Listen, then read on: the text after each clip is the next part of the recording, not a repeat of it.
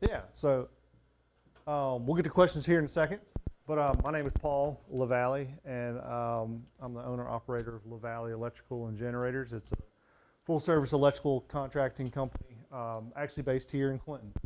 I was born and raised in West Jackson, not too far down the road, but been living in Clinton for quite some time. And when I started this business, I was living here, and so that's why it's based here. So anyways, my story, kind of as far as the electrical field is concerned, is through my formative years growing up and getting into middle school, like anything, you're interested in a lot of different things. I came from a family that was very academically focused. For example, I'm the youngest in my family. I've got four older sisters. All of them went to college. My dad had 3 degrees. Like there was just a lot of that was a very, like you have a family and there's family structures that are common, right?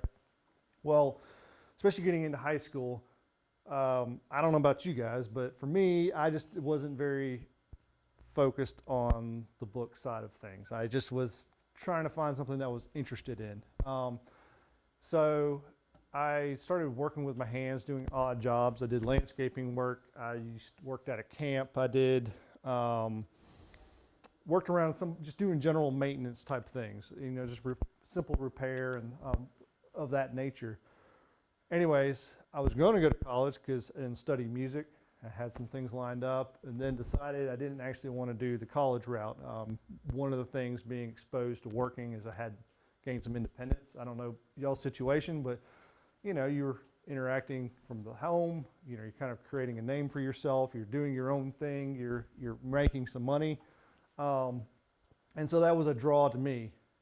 Well, through that, I got a job doing general maintenance full time. So I graduated high school, did not go to college in the fall, but through that experience, I was working for a gentleman that used to be an electrician full time, and got exposed to doing some electrical work, and it was just kind of some things clicked, and I was like, wow, this is kind of cool. Like, how do these lights work? When you plug something into the wall, why does it charge your device?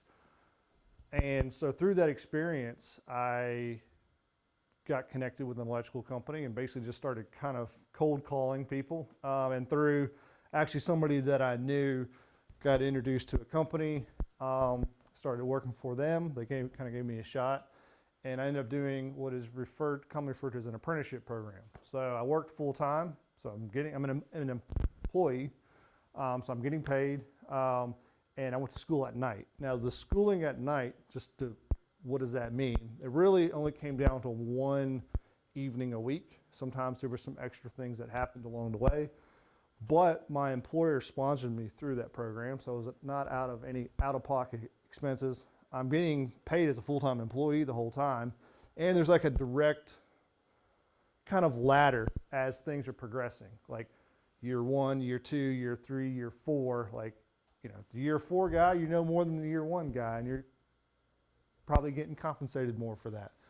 I just found it was just something that worked out great. It was a good exposure to some book work, classroom stuff, and a lot of hands-on. I mean, 95% of it's hands-on, but a lot of times the book side of it would just help explain some of the technical aspect of what I was doing and really kind of expounded upon that. So really, I really liked the correlation to those two things. Anyways, I did that, then got licensed as a licensed electrician. After that, my personal career did that total for 7.5 years. Had another opportunity to go do some really specialized type of electrical work. Did that for a brief period of time, and then through some, some encouragements from some friends and stuff, I ended up starting my own business. And so I've been in business for myself. This is year 10 of that. So anyways, with that, the career has really taken me a lot of different places. It's opened the doors for a lot of different things. The avenue in the world of electrical, I mean, there's so many different facets to it, to where like even today, I mean, I still don't know it all and still won't. The technology keeps changing really fast. There's also a lot of different specialty things that are involved in that world. So for me personally, it was great. I think it's fascinating. I now currently employ 23 people, I think it is now. Some of them are office admin people and some warehouse, but a lot of them are all people that were like me or like you that got through high school and have all been trained from within. So through an apprenticeship style type of training. So anyways, that's kind of where I am. And I'm here to answer any questions or talk anything more about what I do or why I do it. So I do know two people that work for Philo Valley. Okay.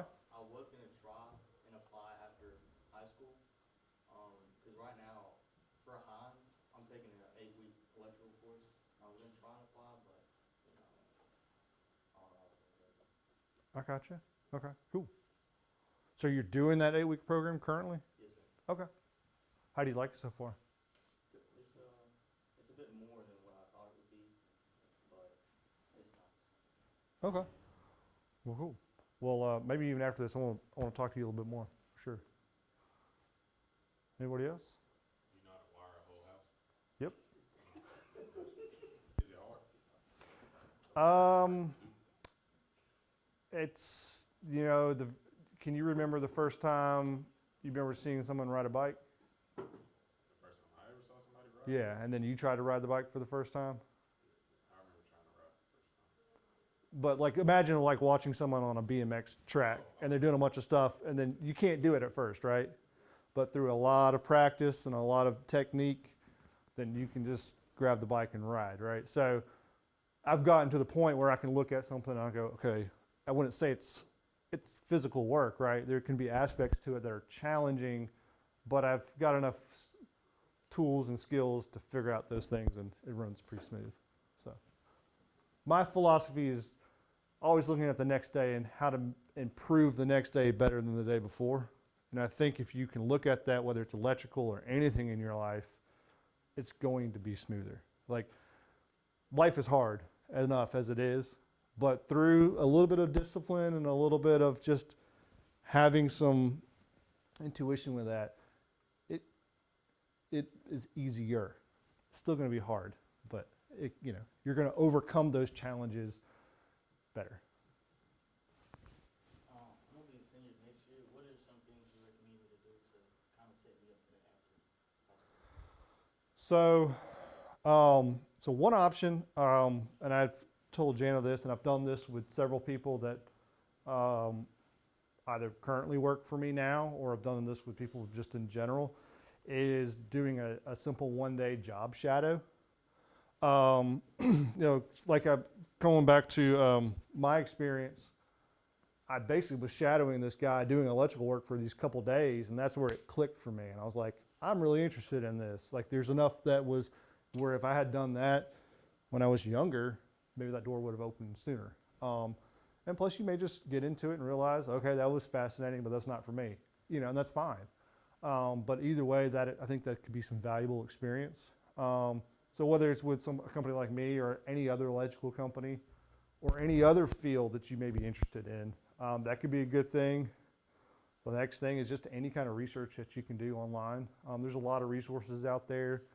There's a lot of YouTube channels that do a lot of content for specifically electrical.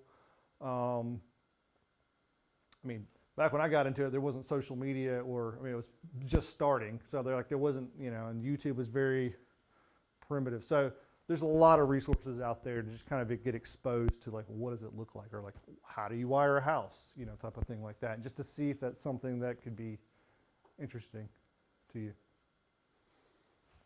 What type of skills do you say you apply most when you do your job, whether that's like social or technical? So it's a lot of different skills. And so that's another thing, maybe tying into his question. I think one of the main things I could recommend are interactive communication skills. Whether you're on a job and you have a very specific type of work you're doing, you're not really interacting with people a lot, you still need to have good comprehension and be able to speak clearly and understand and ask good questions. And I think that's just valuable in anything that you do. So there's that, just being simple comprehension, and reading and writing. Those are just things that, you just got to be able to understand things. And then I think the other thing, and the thing, number one thing I look for, I don't look for anybody that knows anything about electrical, because I can teach them that. I can teach you how to wire a house. But I can't teach you how to be honest. I can't teach you how to have a good work ethic. And I can't teach you to show up, right? So those are all things that you can do, regardless of where you are and whether you want to do electrical or not. Don't worry about the technical side of things. That's the whole point of the apprenticeship, and that's the whole point of getting connected with somebody. And I'll teach you how to wire a house correctly and do it, or wire a complicated building. Whatever the case is, it's just those things that you can do to set yourself up for success. You're going to find opportunity, because there's people that are not going to be working as hard as you. What are some of the sacrifices you had to make just starting out? Starting out what? Like, when you first realized, okay, this is what I want to do, when you were, As far as getting into the electrical field, sacrifices, I had to get up in the morning. It didn't seem like a sacrifice. Now I will say there can be an aspect of there's an aspect of going to college or whatever it is, whether it's community college, a formal 4-year college, that there's a big social part of that, right? That's the reason why you have social groups and all that kind of good stuff. So, I mean, there's not, it's a job. Like, you're going to punch in, like it's a job. Like, you're not pushing your career date down 4 years, like if you're going to college. Like, you are starting that career. Now you're starting it at, square one, but you're also being paid. Like, it's a paid job versus like getting in debt going to school, depending on what your situation is. So there could be sacrifices as far as social, but I think there's plenty of things out there to combat that. I had friends. I mean, I had most of my friends, especially even at that time, all went to college. And so there's other social groups you can get a part of and stuff like that. So sacrifice-wise, didn't really seem like big of a deal, because that's something I was interested in, and I'm just not, as opposed to just going to college and I'm like, what classes do I take? What else? What's like your typical work environment like? Are you in like people's houses, or are you like in construction, like residential? So the world of electrical, like being an electrician, so like I'm a licensed electrician, so that's the career I'm specifically talking about. There's a lot of different focuses there. So you could do residential, to where in the world of residential, technically we're talking about dwelling places, so places that people would live. So whether it's in that world, as far as electrician, you're wiring a new house. So you're on a construction site, and you're not dealing with the end user typically. It's a construction site, you're dealing with other trades. The other part of residential is what we refer to as service work. So like, say in your home, the lights don't work, you call an electrician to come out there and repair it. So you are in people's homes, or it's an apartment complex, things like that. Commercial's the same way. Whether it comes from building a new building, say you go out there to Pine Haven, you're going down and you see the new gas station they're building there, so that'd be new commercial construction. But the gas station on the left, when something is broken, they call an electrician, then you're doing like the service side of things. I also do a lot of generator work, so the power goes out, generator cuts on, supplies power to the building. That's a big sector of what I do. And that's a very specialty thing as well. Like, there's a lot of people, that's all they do. I do a lot of high-end lighting control type work. So automated lighting, different things that are a little bit more specialized than just like normal lighting in this building. We do some control work, and that's a very specialized type of work where you're basically taking electrical power and it's going through a bunch of complicated things to make things happen at the right time. So it's a lot. There could be a lot of different things. And so some companies will specialize in certain areas, and sometimes we do a lot of different things. So, yeah, what you got? What's the hardest job you had to do that you would say? Or like the hardest thing you had to wire? Oh, man.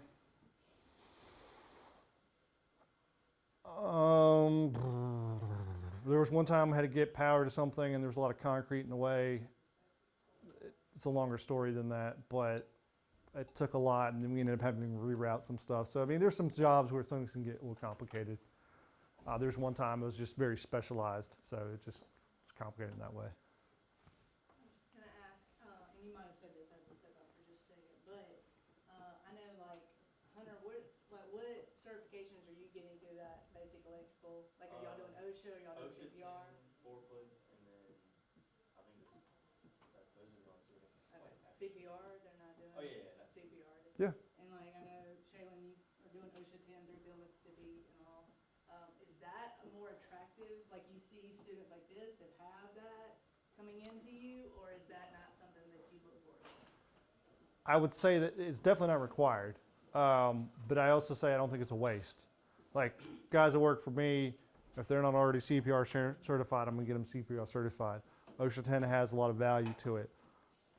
What I mean by that is don't like, look, you have to do those things in order, because I didn't have that when I got into my career, but I didn't even know it was a thing. Well, actually I was CPR because I was a lifeguard at one point in high school, but anything you can do to help sharpen the tools in your toolbox are gonna help you. So I would definitely explore those things. I took a fundamentals of electronics class when I was in like 8th grade at Hines. Like just audited the class, like talked to enough people and just went there, and I learned a lot because a lot of the fundamentals of electronics and electrical theory apply to what I do today. So anything along those lines are going to be 100% valuable. So if you can go ahead and get that, then you don't have to pay for that for them. Yeah, or you're now more sharpened to be able to understand it. Right. Yeah, so. Because even when you get done with say the 4-year apprenticeship, give or take, and then you get licensed, like the learning doesn't stop. So for example, in the electrical world, we're governed by the National Electrical Code, and we come out with a new code every 3 years. So even if I somehow could claim I knew everything, which I don't, 3 years from now, I'm gonna have to learn or unlearn, or they're gonna change some things, there are gonna be new codes, and now basic electrical theory stays the same, but you really gotta have to stay on top of things. And that's one thing that's always been fascinating to me. It never gets mundane. I mean, even if you're doing something where you're doing a lot of the same thing, it changes. So there's a lot of things that stay the same, but there's also a lot of innovation as well. Maybe it's a good way to put it. On your job shadowing, you said like you're open for them to come job Yeah. shadow. You said a whole day, so you're talking like what time to what time? So I've typically really only done that during like the summertime, Right. or just a time that works for any of you guys. But They get like 2-week breaks after every 9 weeks. yeah, that's right. Y'all on that schedule now. So that could be an option. Basically, contact me. Tell me. Are you talking like a 6 a.m. to? We start at 7, so it'd be like 7 to 3:30, 4-ish, give or take. Wondering the time frame there. A lot of times, a lot of what I do is not a very strict start and stop, because if I come to your house to fix your lights, I'm like, well, it's 3, I got to go, and your lights aren't working. Are you going to want me to stay and fix your lights? Probably, right? So sometimes there can be some flex with that, but that's just the nature of the job. If we're on a construction site wiring a house, it can be very structured because it's not too time sensitive. But typically 7 to 4 would be a good thing to plan for. Yeah, something like that. Typically an 8-hour day, give or take, obviously a lunch break, but yeah. What you got? How do you sign up for that? Job shadowing? I brought things for like 5 people, You but can come with me, and I mean, you can come see me. I'm in the counselor's office. I'm Coach Carter, the career coach, and I will contact him and we'll get you set up. yes, that's a great way to do it. I do have a couple cards just because I figured every time I don't bring a card in, someone asks me for a card. And they can take a picture. And you can take a picture of this card. It's got email address and phone number and my website. So check out the website. If you can get to the website, it's got all the information on there. And basically, you can just contact us, and we'll let you know. All right, I got a little pop quiz real quick. All right, who can tell me, give or take, how many years it takes to become an electrician? 4, 5. Who said 4? I don't know, hopefully that fits. Who remembers where I grew up? That's right. What is one of the odd jobs I did in high school? Let's All right, you said, I heard you say lifeguard. Oops, sorry.